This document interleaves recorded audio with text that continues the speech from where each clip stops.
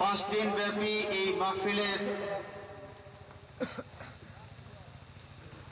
শেষ পর্যায়ে আমরা শেষের দিকে এসেছি। নির্দিষ্ট বিষয়ের উপর সামান্য কিছু আলোচনা পেশ করার চেষ্টা করব। ওয়ামা তাওফীকি ইল্লা বিল্লাহ আলাইহি তাওয়াক্কালতু ওয়া ইলাইহি উনীব। হাজিরিনে কেরাম,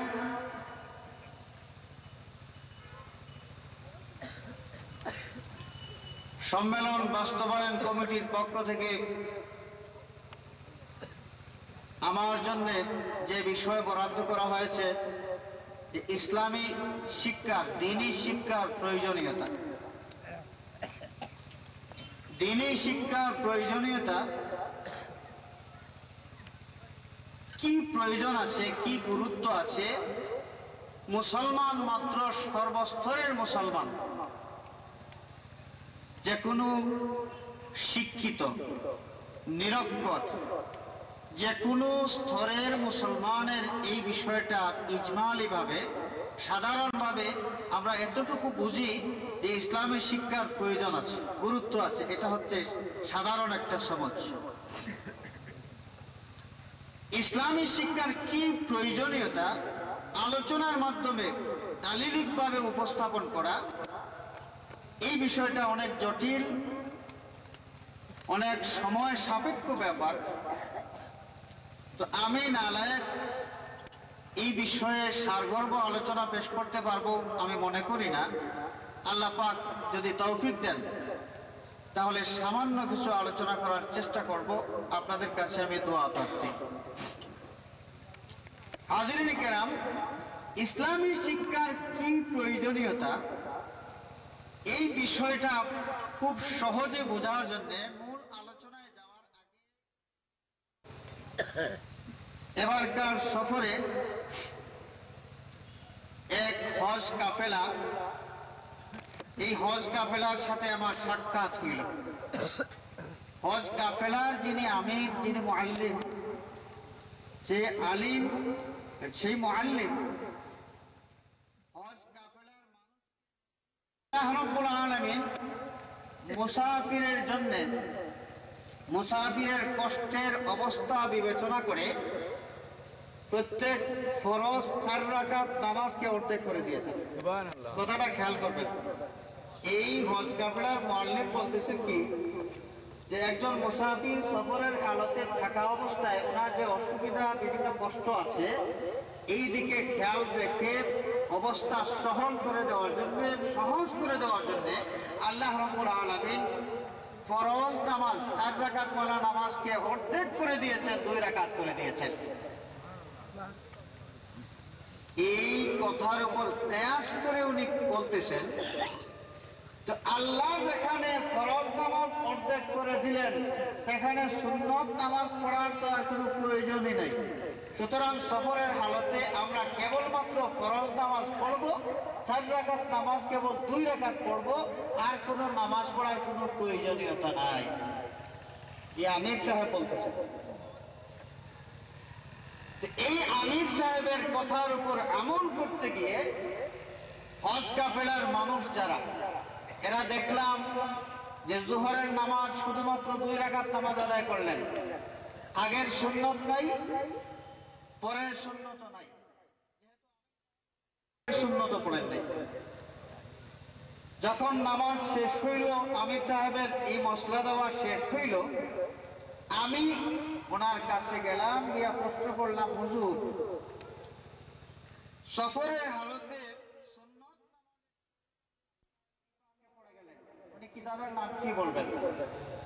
উনি বললেন, ভাই এটা তো সাধারণ বিবেক দিয়ে ওরা, তো আপনি ব্যবসা করেন, এত মশলা কেমনে শিখলেন, আর এত লোক নিয়ে আপনি রওনা করেছেন, এই হজ কাফেলার আমির হিসেবে আপনি দায়িত্ব পালন করবেন, এটা কেমনে সম্ভব? যে হুজুর, আমি তাবলীগের অনেক চিল্লা দিয়েছি, অনেক কাজতে আমি শরীক হয়েছি। আমি বললাম যে সফরের হালতে ফরজ নামাজ 4 রাকাতের স্থলে 2 রাকাত পড়তে হবে, আল্লাহ রাব্বুল আলামিন তার হাবিবের মাধ্যমে সমস্ত দুনিয়ার মানুষকে জানিয়ে দিয়েছেন। কার মাধ্যমে? হাবিবের মাধ্যমে, রাসূল পাক সাল্লাল্লাহু আলাইহি ওয়াসাল্লামের মাধ্যমে জানিয়ে দিয়েছেন। নাকি আল্লাহ পাক আমার প্রত্যেক মুসলমানের ঘরে ঘরে এসেছেন? আসেন নাই। যেই রাসূলের কাছে মুসাফিরের কসরের সেই হুকুমটা নাজিল হইল, রাসূল পাক সাল্লাল্লাহু আলাইহি ওয়াসাল্লাম কসরের নামাজের সেই মাসআলাটা तमाम দুনিয়ার মানুষকে জানাইতে পারলেন। কিন্তু সফরের হালতে সুন্নত নামাজ পড়তে হবে না এই কথাটা জানাইতে পারেন নাই, পারতেন না? রাসূল পাক সাল্লাল্লাহু আলাইহি ওয়াসাল্লাম এই কথাটাও জানাইতে পারতেন, কিন্তু রাসূল জানান নাই। তাহলে কি বোঝা গেল? সুন্নত যেভাবে আছে সেভাবেই অনেক মানুষ বলে সুন্নত পড়লে গুনাহ হয়, সফরের হালতে সুন্নত নামাজ পড়লে গুনাহ হয়। হাজিরিনে কেরাম, বিরাদরানে ইসলাম, দ্বীনি শিক্ষার কি প্রয়োজনীয়তা এই আমির সাহেবের দেওয়া মাসআলা থেকে আশা করা যায় আমরা কিছুটা হইলেও খুব সহজে বুঝতে পেরেছি। এবারে আসুন দ্বীনি শিক্ষার ব্যাপারে রাসূল পাক সাল্লাল্লাহু আলাইহি ওয়াসাল্লাম কি গুরুত্ব দেখিয়ে দিয়েছেন। রাসূল পাক সাল্লাল্লাহু আলাইহি ওয়াসাল্লাম দ্বীনি শিক্ষার কি গুরুত্ব আমাদের সামনে প্রকাশ করেছেন আমরা সকলেই জানি। খুব সহজ একটা হাদিস, সাধারণ শিক্ষিত, ইসলামী শিক্ষিত সব মানুষের জানা আছে একটা হাদিস, যে তালাবুল ইলমি ফরিদাতুন আলা কুল্লি মুসলিমিন, অন্য রাওয়াতে আছে কুল্লি মুসলিমিন ওয়া মুসলিমাতিন, আও কামা ক্বালা আলাইহিস সালাতু ওয়াস সালাম। ফরজে কিফায়া আছে, আছে কি নাই? আছে। এখন ইলম হাসিল করাটা কোন ফরজ? ফরজে কিফায়া নাকি ফরজে আইন? বিরাদরানে ইসলাম, এই ব্যাপারে উলামায়ে কেরাম, মুফাসসিরিনে কেরাম অনেক বিস্তারিত আলোচনা করেছেন। ইলম হাসিল করা, আলিম হওয়া, এটা ফরজে কিফায়া। আর আলিমের কাছ থেকে সেই মাসআলা জেনে নিয়ে আমল করা ফরজে আইন। কার কাছ থেকে মাসআলা জেনে নেওয়া? কার কাছ থেকে? আলিমের কাছ থেকে। কার কাছ থেকে? আলিমের কাছ থেকে। আলিমকে যিনি ইসলামী শিক্ষা অর্থাৎ কোরআন হাদিসের সুষ্ঠু জ্ঞান অর্জন করেছেন, ইলম হাসিল করেছেন, সেই আলিমের কাছ থেকে মাসআলা জেনে নিয়ে আমল করা সাধারণ মানুষের জন্য ফরজে আইন। বিরাদরানে ইসলাম, যুগ কিয়ামতের দিকে যত অগ্রসর হচ্ছে, এই পৃথিবী কিয়ামতের দিকে যত অগ্রসর হচ্ছে, আলিমের পরিমাণ তত কমতেই আছে। আলিমের পরিমাণ বলতে সংখ্যার কথা বলা হয় নাই। আলিমের সংখ্যা, শিক্ষিত মানুষের সংখ্যা, মাদ্রাসা পড়ুয়া মানুষের সংখ্যা 50 বছর আগের চেয়ে এখন অনেক বেশি, কিন্তু সত্যিকারের আলিমের সংখ্যা যত দিন যাচ্ছে তত কমতেই আছে। ইলমের পরিমাণ যত দিন যাচ্ছে তত কমতেই আছে। যদি না হয় এইভাবে, কিয়ামত হবে না। যদি এইভাবে না হয়, কিয়ামত হবে না। হুজুর নূর সাল্লাল্লাহু আলাইহি ওয়াসাল্লাম ইরশাদ করেছেন, ইন্নাল্লাহা লা ইয়াকবিদুল ইলমা ইনতিজাআন ইয়াকবিদুহু মিনাল ইবাদ। আল্লাহ রাব্বুল আলামিন ইলম উঠায় নেন না হঠাৎ করে। মানুষের মধ্যে থেকে ইলমের যে রোশনি আছে, সেই ইলমের রোশনি উঠায় নেন না। ইলমটা উঠবে কিভাবে? ওয়ালাকিন ইয়াকবিদুল উলামা, ওয়ালাকিন ইয়াকবিদুল ইলমা বিকবদিল উলামাই। আল্লাহ রাব্বুল আলামিন আলিমদেরকে এই দুনিয়া থেকে উঠাইয়া এর মাধ্যমে ইলম উঠায় নেবেন। হাত্তা লা ইয়াবকা আলিমান, শেষ পর্যন্ত এমন হবে এই পৃথিবীতে হক্কানি কোনো আলিম থাকবেন না। এই পৃথিবীতে কি থাকবেন না? হক্কানি কোনো আলিম থাকবেন না।